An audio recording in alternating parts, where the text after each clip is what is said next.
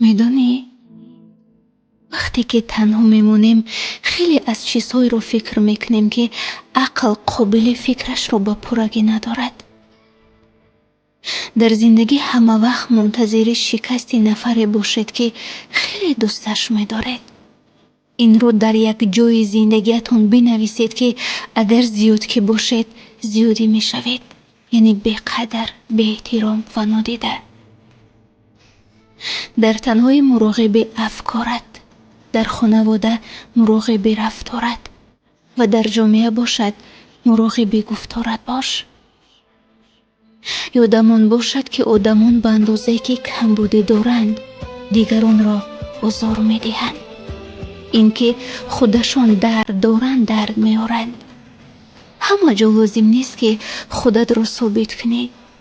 گاهی ثابت کردن ها تهمت به خودت است.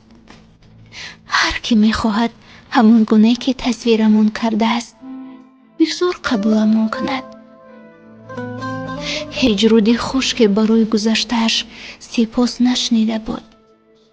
در زندگیم هیچگاه برای دیگران خودت را فدا نکن، چون زمانش که اومد در جای دیگری رو میابند. پس پابند خودت و خدایت باش.